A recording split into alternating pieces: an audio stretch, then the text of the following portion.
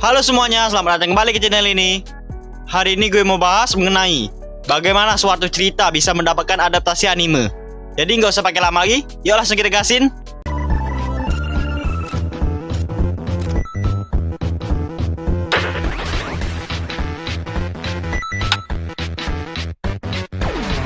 Mungkin kalian udah nggak heran kalau setiap musimnya lebih dari 10 anime series yang dibuat, dari cerita novel, manga, ataupun game yang mendapatkan adaptasi anime. Tapi bagaimana cerita-cerita tersebut bisa mendapatkan adaptasi animenya? Nah, semua ini berawal dari perusahaan pemegang lisensi cerita tersebut yang menginginkan adanya adaptasi anime atau tidaknya. Tergantung dari ceritanya, apakah memiliki keuntungan jikalau diadaptasi anime ataupun tidak. Dan juga dari jumlah peminatnya dan popularitas dari cerita tersebut. Semakin populernya sebuah cerita, maka kesempatan cerita tersebut untuk diadaptasi menjadi semakin besar juga. Dan jikalau pemegang lisensinya merasa cerita tersebut cukup populer, maka mereka akan mencari perusahaan lain untuk membentuk komite produksi animenya. Sebenarnya ada dua cara. Pihak pemegang lisensi ceritanya yang datang ke studio, atau enggak pihak studionya yang menawarkan diri untuk mengadaptasi cerita mereka.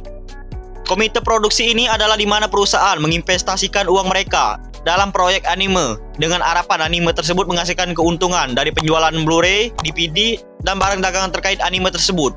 Kayak contoh merchandise. Pasti kalian bertanya kenapa harus ada patungan dari perusahaan-perusahaan untuk adaptasi anime.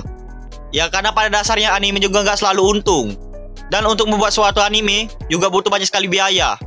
Jadi biar nggak terlalu rugi, jikalau anime yang nggak laku, pihak penerbit biasanya mencari perusahaan lainnya dengan membagi pengeluaran dan resiko tersebut.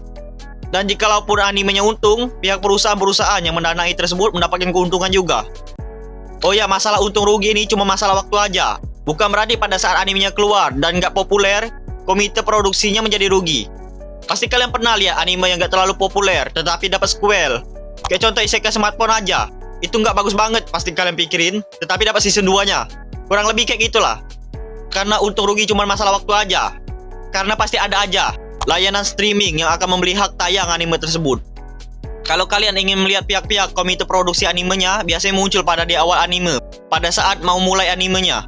Nah, di situ kalian bisa lihat perusahaan mana aja yang membayar produksi anime tersebut. Terkadang ada yang salah mengira bahwa komite produksi sama saja dengan sponsor, karena keduanya sama-sama berstatus sebagai pemberi dana untuk studio. Padahal komite produksi dan sponsor punya peran yang berbeda. Sponsor hanyalah pihak yang berperan memberi support berupa dana atau bantuan-bantuan dalam bentuk lain. Tetapi mereka tidak ikut terlibat dalam proses produksinya. Sementara komite produksi ikut terlibat dalam proses produksi dan memiliki hak dalam proses produksi tersebut. Orang-orang dari komite produksi yang ikut terlibat dalam produksi inilah yang disebut sebagai produser. Komite produksi ini selanjutnya akan menentukan besarnya anggaran, lama waktu yang dibutuhkan untuk produksinya, studio apa yang akan mengerjakan animenya, dan mengatasi hal-hal yang berhubungan dengan marketingnya. Portofolio dan kredibilitas studio dan pemegang lisensi ceritanya sangat penting untuk mendapatkan sponsor ini. Artinya semakin terkenal sebuah studio anime dan perusahaan penerbit ceritanya, semakin banyak sponsor yang didapat. Kayak contoh perusahaan Shueisha, yang dimana nggak diragukan lagi. Cerita-cerita yang diterbitkan di sana populer semua.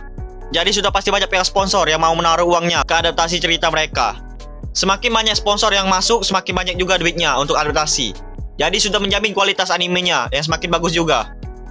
Makanya setiap anime dari Shueisha pasti bagus adaptasi animenya.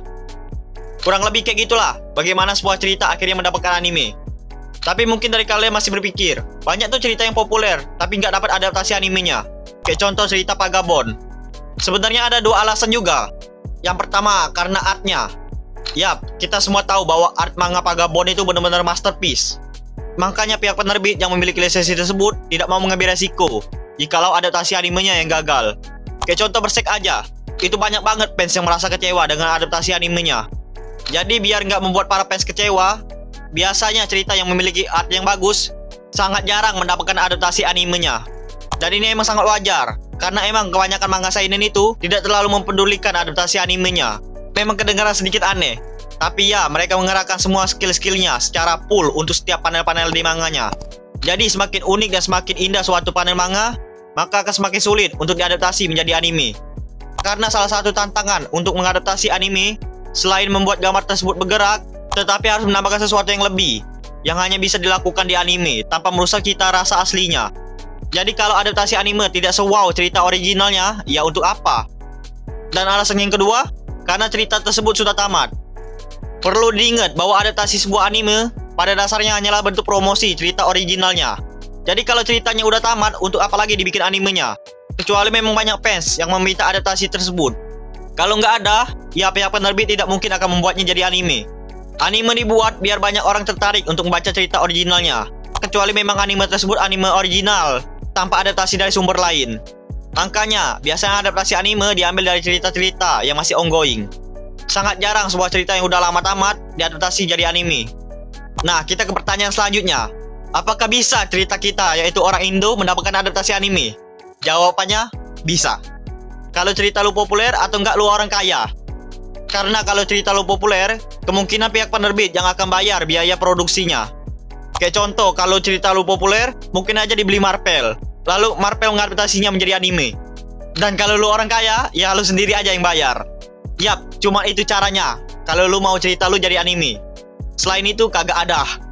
Memang kayak gitu. Kita khususnya orang luar Jepang kagak mungkin cerita kita jadi anime. Anime yang gue maksud ini animasi ya. Apapun bentuknya, mau style Jepang, style Amerika, kayaknya memang nggak mungkin banget. Selain faktor-faktor yang gue sebutin sebelumnya. Tapi itu kan ada webtoon bukan dari Jepang dapat adaptasi anime. Perlu diingat bro, sebenarnya yang pingin cerita dapat anime bukan kalian aja. Gue juga pengen, makanya gue bikin novel sama komik webtoon juga. Berharap suatu saat dapat anime juga. Tetapi semakin berjalannya waktu gue sadar, tuh aplikasi-aplikasi hanya untuk mempromo produk-produk negeri mereka aja. Kayak contoh aja webtoon. Cerita Indo mana yang udah dipasarin keluar selama berkarir di sana? Cerita Indo mana yang udah diubah bahasanya ke bahasa Korea? Dan webtoon Korea mana aja yang udah diubah bahasanya ke bahasa Indonesia? Pada dasarnya mereka buat tuh aplikasi hanya untuk mempromo anak-anak negeri mereka aja, bukan untuk kita. Jadi mau spiral dan sebagus apa cerita lu, nggak bakal tuh platformnya mau bikin animenya. Karena ya coba cek aja. Webtoon bikin adaptasi Tower of God, yang dimana webtoon perusahaan Korea. Tower of God juga ceritanya dari Korea. Kita pakai contoh lain, web novel perusahaan China. Anime The King Avatar juga ceritanya dari Cina. Mereka bikin platform itu untuk mempermudah pasar mereka aja, biar makin banyak peminatnya di luar. Mereka pada dasarnya memang nggak benar-benar peduli dengan cerita-cerita yang di luar. Jadi ya mustahil untuk cerita kalian bisa jadi anime. Kecuali emang cerita kalian berbahasa Jepang. Itu satu-satunya cara. Kalau memang kalian ingin cerita kalian dapat animenya. Karena emang ya udah banyak sekali autor-autor di luar Jepang yang direkrut oleh penerbit Jepang tanpa harus berada di Jepang. Jadi buat aja cerita berbahasa Jepang, upload aja di platform Jepang. Itu lebih besar lah harapannya dapat anime daripada kalian upload di tempat-tempat lain.